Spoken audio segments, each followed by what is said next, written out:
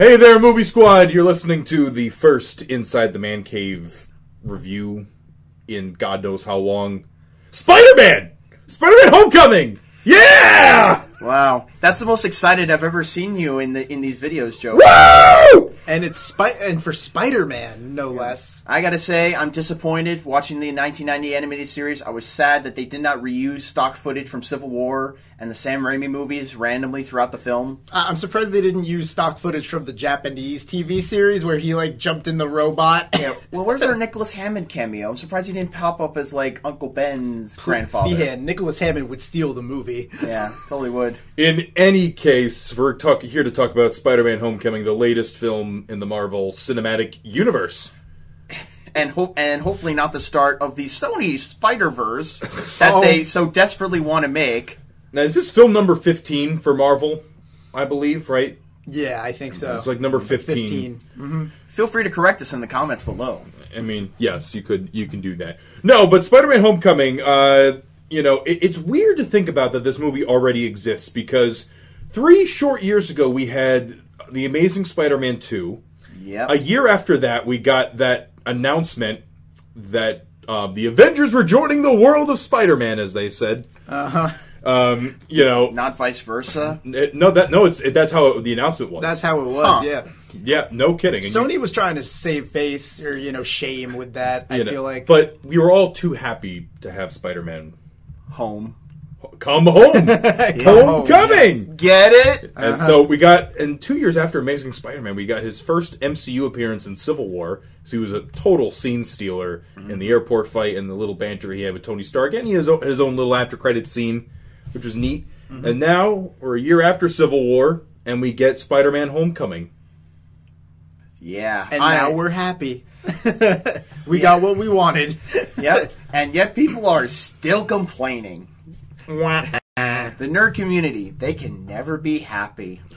Why is Tony Stark in Spider-Man? Yeah. It's just Iron Man 4. So, obviously, if you haven't seen the trailers, it's a couple months after the events of Civil War. Spider-Man is still waiting for that call that will change his life. Returned by Jon Favreau, or most likely Happy Hogan, returned by Jon Favreau, of course. Of course, he's waiting for that call from the Avengers to finally become an Avenger himself, but until then, he stays the friendly neighborhood Spider-Man.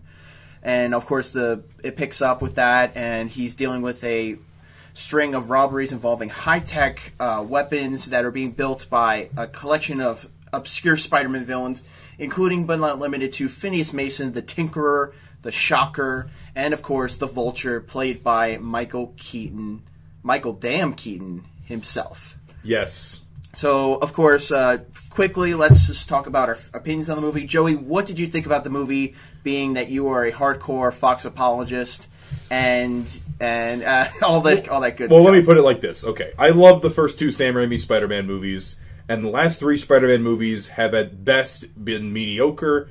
At worst, people would argue some of the worst examples of the superhero genre. Mm-hmm. But again, if you like the Amazing movies, that's fine. I get it. There are some things to like in those movies. Yep. They're not totally terrible, but I think they was clear they needed to fix something.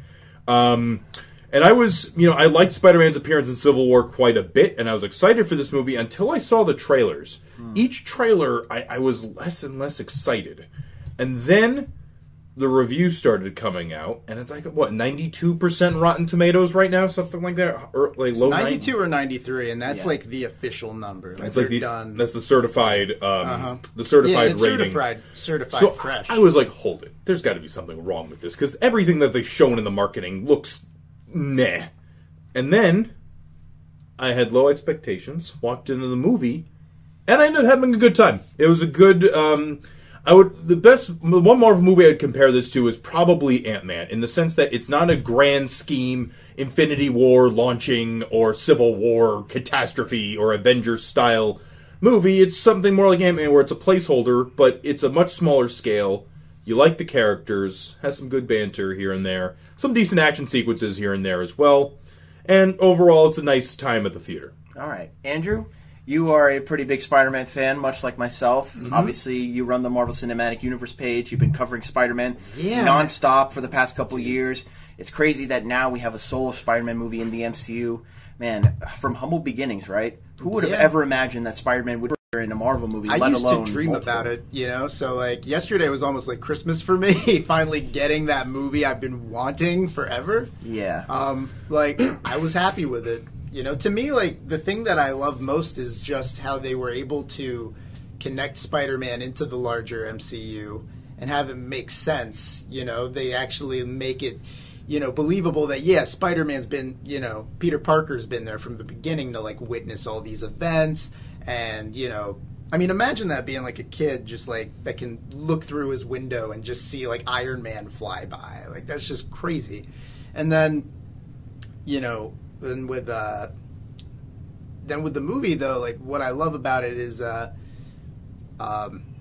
yeah, no, I don't know what to say. Yeah, it was a good time. Ladies and gentlemen, he is speechless. That really tells you something about the quality of this film. Yeah. Well, me, as a kid, I love Spider-Man. He was my favorite hero. I watched the 1990s cartoon, Spectacular Spider-Man as well. Mm-hmm. I liked, you know, I love the Sam Raimi movies.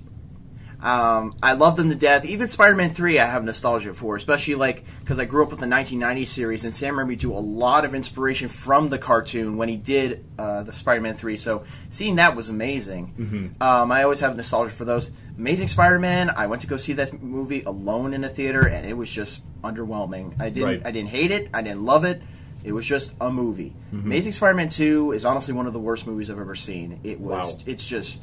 You know, the problem with it is, like, the suit is great. I like some of the action scenes. I like some moments. I like the chemistry. Some of the music's good, too. Yeah, I kind of like the dubstep track for, like, electro. But my problem with the movie is that it's not there to show you a great film. It's there to advertise a whole series of other films. Right. Like, if Iron Man was nothing but references to Captain America and Thor and Hulk and all that stuff, you wouldn't like the movie. Mm-hmm. You have to grow to love the characters, and clearly Sony's mind was more on spin-offs than it was on making a good story.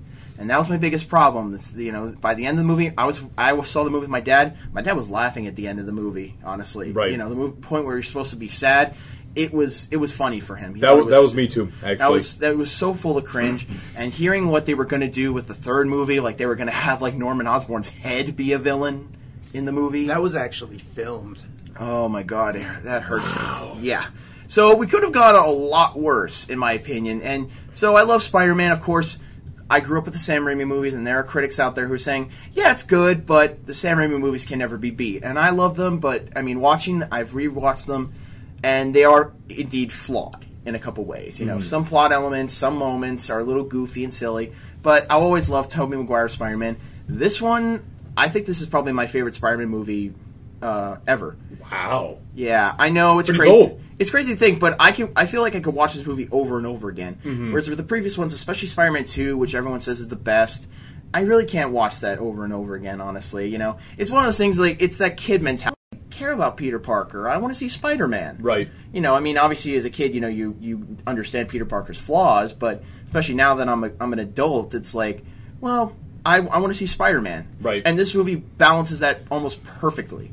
Like, even the moments where he's not technically Spider-Man, he's still doing cool stuff with his spider suit. Even in the non-action scenes where he's just in his costume or running around. It's fun stuff, and they address, like, a lot of things that people have been wondering from the beginning. Like, one thing I've always loved in Spider-Man video games that's always been annoying is, like, you can never go in Central Park because you can never swing there. And this basically explains, like, yeah, outside of that big area of New York, you can't really have a Spider-Man. No. Because literally they just have a scene of, like, him Ferris Buelling all the way through, like, just tearing apart several yards. They even have the scene from Ferris Bueller, like, play on the TV. Yeah, but let's not spoil too much about this. But I really liked it. I love the Spider-Man suit. I'm glad we can finally see it in person, because that was the one thing watching Civil War. I'm like, you know, this is cool, but I feel like since the suit is all CG, I'm going to probably like it more when I see it in the flesh. Mm. And, you know, everyone, even the stuff I didn't like, everyone was complaining about, like the fact that Robert Downey Jr.'s in the movie, the stuff like the tech suit, people were complaining about that. I really liked all that stuff. But we'll talk about that later. Right. It wasn't Iron Man 4. Yeah, it wasn't. I'm sorry, Civil War was already Iron Man 4 in a way. But then it was also Avengers 3, technically. That movie was a lot of things. It was multiple sequels to multiple characters, which is honestly kind of cool. I like that. Well, you know, I guess I'm trying to think of, like, things liked in this movie. I really liked the design of Vulture's costume. Oh, I loved it. I thought it had a very memorable design. I thought the mask was very, like the way with the green eyes and all, was very intimidating. I don't regret getting that Marvel Legend figure for it. Like building the wings, it's an impressive sight to behold. And some of the scenes that they do are pretty cool. Yeah. But Michael Keaton is so intense in the movie where he's actually, I think, scarier than the Vulture's costume. Yeah. Yeah, honestly, like without wearing it, he's more intimidating. Yeah, it's actually kind of funny. I mean, obviously he was Batman, so I mean he just has that look of him. You know that this man was Batman. Mm-hmm. So like when he takes off that mask, he's honestly scarier without it. And I like how that like they don't even make it like super intimidating. Like you don't even have like a high pitched squeal when he's flying. You know, like something creepy. Right. But I really like the costume, and I like how, I like his backstory. I think Vulture is probably one of the best Marvel Cinematic Universe villains we've had in quite a while. Well, he's one of the more fleshed out characters. Yeah. I was surprised by how much, story they actually gave him. And you know what I think helps too is that a lot of the MCU movies themselves are origin stories. Homecoming is not an origin story. It's not. We all know the story of Spider-Man. They briefly go, they more hint at it between Civil War and Homecoming. It's never really explicitly stated. They more reference the spider bite rather than the Uncle Ben, great power, great responsibility. I'm surprised there wasn't a single reference to that. Which, I know people are tired of that, but like main problems with this movie is that I feel like there's no... I mean, again, it was a good movie, and I like the characters and all that, but I feel like there was no emotionally heavy moment like that to back it up. Yeah, I mean, I kind of like the scene with when Aunt May is talking to Peter. When he comes home after, what happens with Tony Stark. Yeah, I thought that was a pretty nice little scene. But I mean, what I like about Homecoming is that they chose to make it more fun. Yeah. As opposed to a lot of the previous Spider-Man movies that some could argue were a little, over dramatic at points. Because now people want a Spider-Man, a kid who's actually who enjoys his powers and has fun, using them. Right. Not the whiny kind of Tobey Maguire Peter Parker. You want a kid-friendly Spider-Man to sell all that merchandise. Yeah, but, and I just feel like with Homecoming, for a first movie, I feel like it was smart to play it safe and just kind of... I can see that, sure. I think now, with the second movie, they'll be able to go to darker places, because now you'll actually, care about these characters. Or they're at least, introduced. Yeah. So what do you guys think about the supporting cast? I mean, Peter Parker's friend Ned, Liz Allen, Michelle, played by Zendaya, Marissa Tomei. I thought Marissa Tomei was pretty good, even though the really her only purpose in the movie, she's obviously Peter's Aunt May, which is always nice. But then everyone else is like, man, your aunt is so hot. Which is it's a funny joke when Tony says it, but... It was funny once, and then after that, it's not funny. When they do it, it's funny. I liked it the first time they did it. Even maybe a little bit the second, but the third, I was like, I mean, she's pretty. We get the point, but it's kind of an obnoxious joke. Yeah. All right. But, Peter's classmates. First up, obviously, Ned. He's Peter's best friend. He's actually Miles Morales' best friend in the comics, originally. What'd you think of him? I thought, Andrew, were you worried he might become a Louise or a Darcy or someone? Well, here's my thing with Ned is Ned grew on me as the movie progressed. Because at first, I didn't really care for him. I found him kind of obnoxious and just kind of unlikable. Just the writing wasn't very good for me. But what I liked is that you can put yourself in his position, if you found out your best friend was Spider-Man. Yeah. So, in that sense, I was able to relate to him somewhat, but there were points in the movie where I just didn't find him that likable, only because I found him kind of annoying and irritating. Yeah, that one part in the trailer when he just blatantly says, "Oh, Peter Parker knows Spider-Man." Yeah, and I'm like, I was like, it's a little stupid. Much. It's a little dumb. But, obviously there are a couple characters we have to tread lightly on because of spoilers. We'll save that for the spoiler section. One of the big ones is obviously that it's such a very diverse cast, and one of the big ones is that Flash Thompson is now Indian. And honestly, I had no problem with it. I think, in the previous movies, Flash Thompson has literally been the most generic bully possible.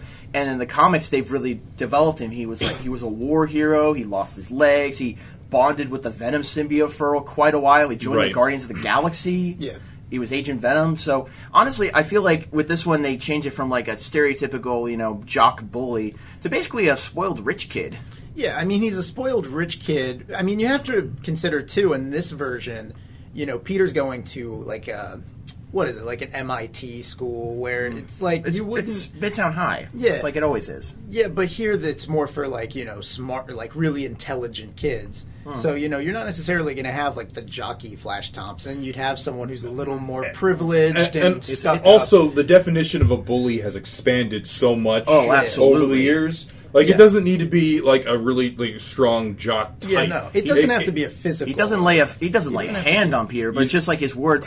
The funny thing is, he's not even that great of a bully. No, he's not. He's just more obnoxious than Exactly. anything But else. that's more realistic, I think. Yeah, it is. For the times. is. And, I mean, growing... you know, yeah. That's what I kind of like with this Flash, is that he's not like a physical threat. He's more of a mental threat where he's trying to get into Peter's head, you know? And I kind of like that. Yeah, growing up in high school, Andrew, I remember, like, we had several people, they didn't hurt our feelings, they were just, like, annoying. And it just annoyed you when they, you know, would say things or act really stupid and stuff like that. You know what I'm talking about, right? Yeah. I know what you mean. Yeah, I liked it. I think the actor did a great job. I really don't think he deserved getting death threats and all that stuff. Although he did say... Fine. I mean, listen, arguably you could say he was miscast, but that's not his fault. He did the best he could.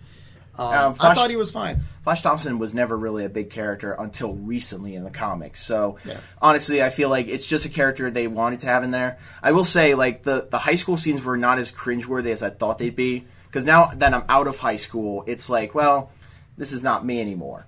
Right. But, you know, especially, like, the part where they had a surprise appearance by another Spider-Man character, and they had, like, a school news, like, bulletin. that reminded me so much of our old high school. Like, the Spartan program they had. No, that was really clever. Because I'm like, that would be in a high school. That would be playing. The stilted acting, the awkward moments, awkward silences, and stuff like that. It was great stuff, and another thing, one thing I didn't like, the soundtrack was a little meh. I feel like with the soundtrack, like particularly the pop stuff, it felt like there was more Guardians or Deadpool influence, like especially like towards the end of towards the when they start to do when they play a couple songs, it made me think of Deadpool quite a bit. Yeah, I mean, I liked the end credits. I thought they were pretty cool, like the designs and stuff. Oh yeah, sure. But the one song that played twice in the movie, it just reminded me of a movie I saw when I was a kid. Mm-hmm.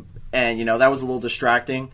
What else to talk about? I mean, how about the female characters? You know, we already talked about Marissa Tomei. There's I forget the actress's name who plays Liz Allen. Laura Harrier. Laura Harrier. Yeah. And Zendaya, who plays the enigmatic Michelle. Yeah. Yeah. You know, Liz worked as like the other romantic lead. You know, it wasn't as much about they don't really have a relationship. What I like is that Peter, the whole movie, is kind of... She's there for Peter to kind of chase her, you know? And I think that works. I think that really works well for, you know, Peter in high school. Yeah. You know, because he shouldn't be in any, like, serious relationships just yet. He's 15. Yeah. I really like the fact that she's not stereotypical popular. Mm-hmm. You know, like you see in kids shows, you see the popular girl, they're just as mean and nasty as, like, the bullies are. You know, they just like see the unpopular kids, like, they're the uncool kids, don't bother with them. With Peter, she does have a genuine like high school crush on him. Well, she's even just nice to, you know, Ned, so like she's just a nice girl all around, and she wants him, you know, included in all the, like, you know, stuff that they have going with the decathlon and everything. Oh yeah, sure. It's funny. I find it funny, and I know this is a little weird. It's called Spider-Man Homecoming. I get the joke. He's coming, metaphorically coming home to the MCU. Yeah. But Homecoming really didn't have much to do with the movie. A little bit. It was not as big. Not as big. Obviously, it's kind of what, you know, Peter's actions are based around, though. I suppose you could say. So Michelle, Joey, did you say you found her annoying? I found, like, some people were talking about, like, Ned being annoying, and this is not Zendaya's fault, I don't think. I think it's the writing, and, like, I just found her to be kind of obnoxious. She made me think of, like, a stereotype of like a Breakfast Club character. Yeah, like I forget her name. The head case or whatever. Yeah. She made me think of that where she's always making these comments and they're not really that funny. There are a couple jokes, but it's like she's not even the one who's making the funny joke. She just makes a remark, and then another character makes a joke out of it. You know, honestly, I think the idea of her character is funnier than her herself. Yeah. And we'll talk about her later in the spoiler section, but. Needless to say, it was just another character. I found her comments kind of funny, but I just didn't feel like she needed to be in the movie. Yeah, she didn't really serve a purpose. Yeah, but I'm glad Robert Downey Jr. He wasn't really in this a ton. No, on his coffee breaks in between films. I think they used him very appropriately, though. Yeah, they used him just enough. Yeah, they kind of make him like just an asshole dad, basically. And I love it because that's how it should be.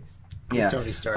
One big thing that a lot of people were worried about is like, well, first up, we could talk about action scenes, but also the tech suit that Spider-Man wears. They say Spider-Man shouldn't have all this high-tech technology. He should just be plain old Spider-Man. And I'm like, well, the Spider-Man in recent comics has been like gotten a high-tech suit. So it's kind of like they have their teenage Spider-Man, but then they also have the Spider-Man that people want to see, like the Parker Industries, Big Time, Horizon Labs. Right. Like Spider-Man that's developing his own like cool high-tech gadgets, that kind of stuff. Right. And I really liked all that stuff. I like the AI that they have, who's played by Jennifer Connelly. I thought she was actually pretty funny. And they do some really funny jokes with the fact that he has all this technology. It's like giving a kid a Swiss Army knife that has a billion different functions, and them just constantly figuring out what does this button do. I thought that was funny. What did you guys think about the action scenes? I really liked the elevator scene, which now we have like at least 2 MCU elevator scenes that are really good. And they're both set in Washington, there's the Washington, D.C., the one in Winter Soldier, and then this one I thought was a particularly solid action scene. I think a lot of the other action was fine. The ferry boat scene was fine. The one thing I didn't like was the third act battle. I felt that it felt a little disjointed and a little like sloppy. I couldn't tell what was going on, especially when they were in the air. Yeah, it felt like they were very like quick cuts. And sometimes that can work. Yeah. But it was so dark too. You barely see anything. I mean, I saw everything just fine. It's just like it is kind of like I did like the quick cuts when like it kind of builds up tension because literally like you see Peter, he's like trying to hold on to this plane, but it's going so fast, he's like slipping off, and he's just like shooting webs and constantly trying to stick to something. And I like that. I thought that was pretty cool. And like the tech that the bad guys use, it offers a lot of cool like differences to fighting. They use the anti-gravity guns. They use like this cool phase shifting technology. It was pretty cool stuff. I think the action scenes were great. This is pretty much how I always imagine Spider-Man moving. Constantly moving fast, shooting webs, all that kind of stuff. Right. Andrew, what'd you think about it? You've been pretty quiet so far. I agree with everything you guys just said. And one of the other things I like in the action sequences is that if you notice, Spider-Man doesn't really have a lot of hand-to-hand combat, and I think that makes sense because he's a kid who doesn't know how to use this suit, so he's just flying around. I do like that. That, again, back to the 1990 series, they weren't allowed to have Spider-Man punch. So it's kind of weird that in this one, I don't think you're right. I think Spider-Man never throws a punch in this movie. No, he's just a kid in a suit trying to get around. What makes me think of Civil War, where Tony's just say just stay far away, keep your distance, and use your web. Yeah. Which, and actually now I think about Civil War, he's mostly dodging or kicking. Yeah. He does the one kick to Falcon. That's Spider-Man. This literally occurred to me last night, after watching it. I'm like, he doesn't actually fight. And anybody. I don't think it's a matter of censorship or anything. It's really more of the fact that this guy is not an experienced fighter by any means. Mm-hmm. Well, to be fair, he also has the proportional strength of a spider, and he is a friendly neighborhood Spider-Man, so he's mostly fighting common thugs. Yeah. In fact, I think in the comics, Doc Ock was basically dying because he got hit in the head too many times by Spider-Man, and over time it was just like, dude, you got a brain tumor from this. It's because literally he has to pull his punches every time he does it, so it makes sense why he's web zipping people and knocking them into things and using other items as weapons and stuff. That's my favorite thing about this Spider-Man is that they're really he is a friendly neighborhood Spider-Man. He's not fighting any huge threats or anything. Something I love is because he's street level, he's usually interacting with the citizens of New York. Oh, yeah. Well, that's what I love. It's like we finally have a Marvel movie where someone is legitimately fighting crime. Just street-level stuff. A guy robbing an ATM or stealing a bike. There's no alien threats, no robot invasion, no, immortal ninjas. Well, but then I enjoyed him just trying to help an old lady across the street, exactly. or giving her directions, which is why in some ways it makes you think of Ant-Man, because I mean, again, Ant-Man, you could agree they're selling weapons and stuff, but it's a much smaller scale story, literally and figuratively, and that's why Ant-Man's one of my favorites. It's more small scale. It focuses on characters rather than focusing on the greater narrative. It's also a reason why Guardians of the Galaxy Volume 2 works so well. They don't focus on Thanos and the major Infinity War story. They're instead focusing on character. Right. And that's something I always love. And I think Spider-Man Homecoming is a really great film overall, just in terms of action and characters. There were a couple moments, obviously, that are a little, obviously, as Joey said, there's one major plot hole that I noticed, but I'll mention in the spoilers that I noticed. Not made a major plot hole, but it's something I'm still confused by, and someone could easily correct me if I'm mistaken. Right. But for me, I realized this today, the Spider-Man movies are like this. The Sam Raimi movies are like the 1960s and the 70s, the golden age of Spider-Man. A little corny by today's standards, but they're still fun and entertaining films. The amazing movies are the 1990s of Spider-Man. Constant spin-offs, random character beats, no idea what the plot is going, just trying to sell as much merchandise and items and stuff as possible. Spider-Man Homecoming is like the modern age of Spider-Man, even to a certain extent Ultimate Spider-Man, which is what Tom Holland has said is his major inspiration. It has its flaws, but it's ultimately a good reboot of the character, and it has a lot of good modern beats that actually make sense since this is a comic from the 1960s. Right. So that's my opinion on the film. What do you guys think? Closing thoughts on the non-spoiler section. Well, Spider-Man Homecoming is the Spider-Man movie I think I've wanted. The thing that I love about it is they really understand the spirit of Spider-Man and Peter Parker. There are changes, but I didn't feel... they didn't take me out of the movie because I felt like they helped tell a good story, and that's what I wanted, most importantly. But what I love, though, too, is that, Spider-Man here really is just a friendly neighborhood Spider-Man, and it, positions him as, it kind of gives him his own special place in the Marvel universe, It makes him unique. So that's what I like, is that this movie really does, flesh Peter Parker out as a character and sets him up for future movies. Yeah. And that's anyway. Joey? I mean, it's good. It's good to have a solid Spider-Man movie, because we haven't had one of those, in my opinion, since 2004.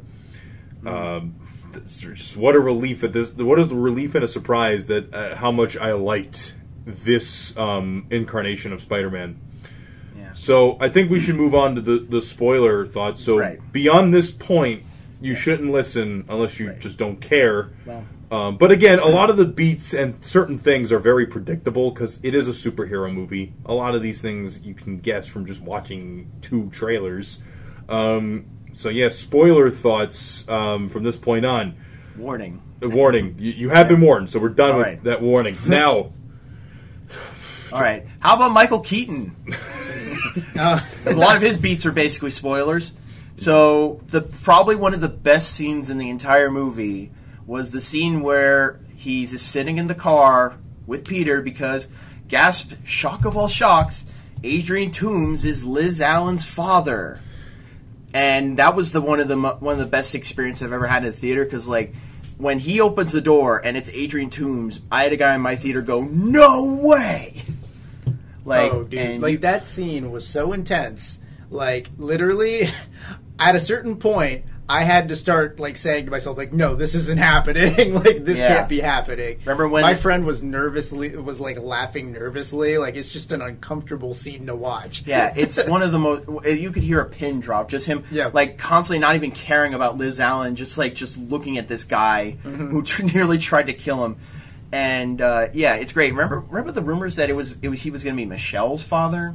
Yeah, I mean, I guess that rumor started from that. I guess that wasn't really a rumor. They just got hats off to them. I haven't been surprised this much in a Marvel movie. I think since Winter Soldier with the whole Hydra reveal. Yeah, I mean, nobody really saw that coming. And that was special. But yeah, the best thing, one of the best scenes in the movie is Michael Keaton, like, in the car, like he's slowly putting together the pieces that Peter Parker is Spider-Man, just from Liz Allen just saying, "Oh yeah, you weren't there at the decathlon." I just wanted to be like, "Shut up! Stop talking, woman! Shut up!" Just sitting there, and he's just looking back and forth, and he just finally goes, "Stay out of my business, or I will kill you." I will kill you and everyone you love. And you could hear a pin drop. He was just staring at the camera. You just want to go, get away from me, dude. Get away from me. The editing, though, really helped with that scene, too. Yeah. Like, they make it really, like, discomforting just because it's so closed in. Yeah. There are, of course, several references to other events, other characters in Spider-Man. Peter Parker goes to school with Betty Brant, who is surprising because she's a blonde with a bun in her, or, what is it? Hairband? Yeah, hairband in her hair. And I was headband, like, whatever. I thought that was Gwen Stacy. Yeah. Honestly. Well, I mean, she looks like Gwen Stacy. But she looks like she was based off. But it's Betty Brant. Stacey, Let's just hope the guy who she was next to was not J. Jonah Jameson. That would be very creepy. Another reference is that Donald Glover, he plays a criminal. I forget the guy's name. Aaron Davis. Yeah, Aaron Davis, who, if you don't know, is the Prowler. Mm-hmm. So obviously he's a known criminal. He's a criminal, but a small-time criminal who actually helps out Spider-Man. He says, I want these weapons off the street. I got a nephew to look out for him. I go, there it is, the reference to Miles Morales. I appreciated how subtle that was too. Yeah, I was worried that he would literally be one of Peter Parker's classmates. Yeah, and it would just be like two teenage Spider-Man. In the same group. Another major reference at the very end, Michelle is made the team leader of the decathlon, and she says, "Oh, my friends call me MJ." I almost thought you said the decathlon thing was a major plot twist. Yeah, that's the plot to it. Plot twist. There's a decathlon in this movie. What? Whoa! Best decathlon scene ever in film. But yeah, she says that her friends call her MJ, and of course. That's pretty much it. We don't know if it's just like a subtle reference or if they're going with the idea that maybe she changed. I don't know. Maybe she changed her names from Mary Jane. Or something. That's what bothers me with that. Twist is like any way I try to rationalize it or make sense of it. I just don't see the point of it. Yeah, I mean, I think the thing is if they kept calling her Michelle outside of the film, but in the movie they called her Mary Jane or MJ. Because here's the thing, I mean, you're not going to have two MJs in these movies, so her, saying that she's MJ, well, now she is our Mary Jane. She is the MCU's version. Which is totally fine. But it's weird because she's nothing like Mary Jane. Which is okay. That could be fine. It depends on how they're going to, flesh her out. I need to see the future movies to know that. Well, even in the comics, Mary Jane was always kind of a blank slate. I mean, originally she was basically the girl next door for Peter. It's still such an odd choice, though, to, have... Well, we'll see. Have her name be Michelle and then, have her call herself MJ. But, what does the J stand for? Jones? That's never said Jane? in the movie, though. I don't know. Michelle Jane, I guess. It could be, But anyway, we'll see what happens. I really don't mind if there's a black Mary Jane. People will obviously throw fits because, like I said, we can't have nice things. But other than that, obviously there are a couple references. Of course, we mentioned that Phineas Mason is a very minor character. The Shocker, which, oh man, that first Shocker, because there's two Shockers in the movie. What a shocker. Yes, what a shocker. There's one Shocker who is a bearded man who you see in the trailers, and they show him and they say he got reckless, he nearly got Stark on their tail, and basically he says, you're out of here, and he's like, well, I'm going to go and tell everybody what's up, and Michael Keaton straight up murders him. And it's funny because it turns out he didn't mean to. Yeah, he's like, I thought that was the anti-gravity gun. He's like, no, that's over there. It's the most evil thing he does is by accident. And then he just literally just takes the Shocker's glove and he gives it to another guy. He goes, here, it's yours now. You're the new Shocker. I'm a little disappointed that they didn't have the Shocker in full gear, though. At least a mask. See, I like how street level they're keeping it by not really giving them, good-looking costumes. In the words of Falcon, everyone's got a gimmick. Yeah. And then another villain that was revealed recently was that Mac Gargan is in the movie. Although it's literally just Matt Gargan, although he does have a scorpion tattoo on his neck, which is the credit something. scene does seem to set him up for the second movie. Which I guess we might as well talk about it. There are 2 end credit scenes, and honestly, I wish we would have started with this. Just warning, do not watch the end credit scenes, or at least the last one. Unless you want a good laugh. You see, the last after credit scene is like one of my favorite MCU after credit scenes. We've come to the conclusion that Joey likes end credit scenes that people hate. So I like the end credit scene in Iron Man 3. You know, everyone's like, oh, he's just telling the story to Bruce Banner. I'm like, yeah, I love it. He's not setting up sequels. I love it. It's just a joke. And then Guardians of the Galaxy, Howard the Duck. People are like, oh man, it's not an Age of Ultron reference. I'm like, who gives a damn? It's Howard the Duck! You get to see Howard the Duck in a movie! Yeah. Again! And then this one is... So basically throughout the movie, and you see in some of the trailers, Captain America does all these like educational videos about kids, going to detention, physical education. One, he's about to do like sex ed. Oh, yeah. In one of the moments, which would have been interesting. So the end credit scene... It's really kind of making fun of people for staying after for these things. Where he's just kind of like, so sometimes you're patient, and sometimes the payoff. I can't remember the exact wording, but he's like, isn't that big? It kind of. Again, that reminds. I love the last line too. He like turns away. He's like, "How many more of these?" I'm like, he's wasting his own damn time. And it actually makes me think of the Deadpool after credit scene, like the Ferris Bueller reference. Yeah, 2 things. Like, I love that he's wearing the old like the Avengers, the crappy Avengers style outfit, and 2, that also reminded me of high school. Like when a teacher would put on a movie and then just sit there. Yeah, it's like letting the like television entertain the students or educate them. It's like, all right, kids, here I'm going to pop on an episode of Bill Nye the Science Guy, and then we're going to have a quiz afterwards. Yeah, you know what I love too is in the gym scene in the videotape. I love how Captain America's like puts his hand over gym teachers on the other side. I'm like, oh my god, that was good. That was a pretty good one. Like, so yeah, that was the second end credit scene. Literally the end credit scene. The mid credit scene just simply has Adrian Toomes in prison.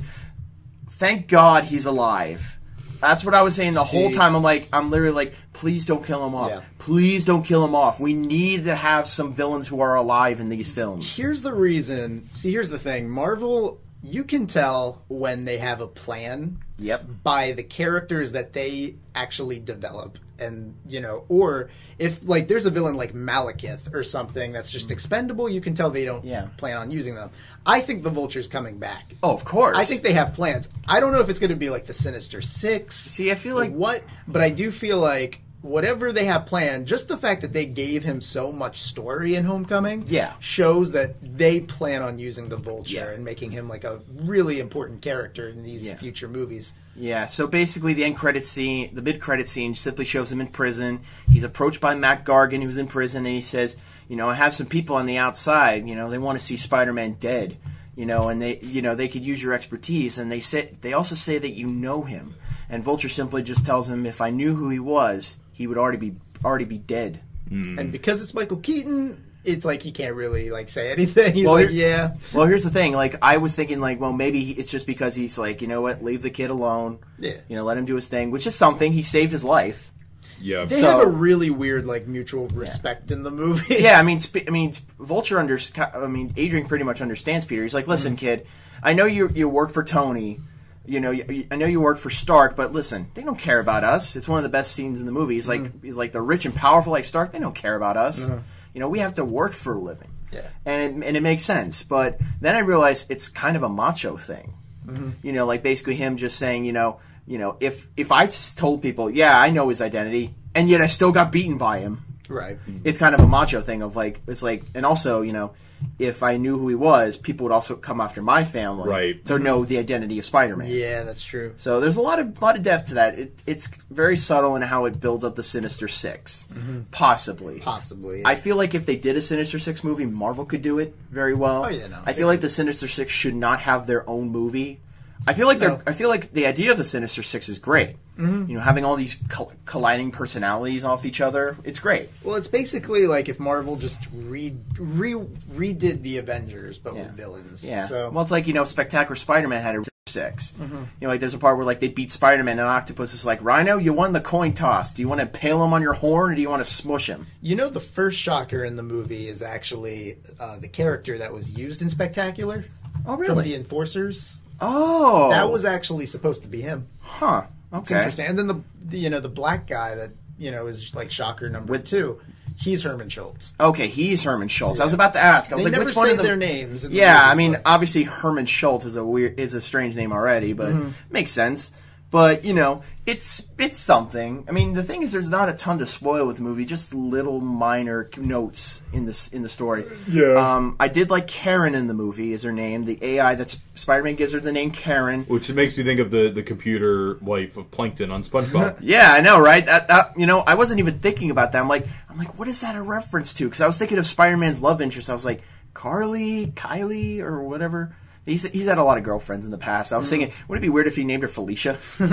I like like I like some of the scenes where they just take a moment for Peter to just talk to her. You Yeah, know, that was and- pretty endearing. It's kind of interesting how like adept these AIs are. You know, they have such big personalities. Like I love in Age of Ultron when Stark's like, oh, I imagine you're a redhead. She's like, and Friday goes, I think you're thinking of someone else. By the way, Friday has like one line in this movie. He does. I'm like, wow, they called her in just for that one line. But I thought But not only that though, with Karen, whenever she like was obsessed with using insta kill or insta death or whatever, like I just had Ultron flashbacks. I'm like, why are you still messing with like artificial intelligence? actually I would find it funny if his AI was James Spader.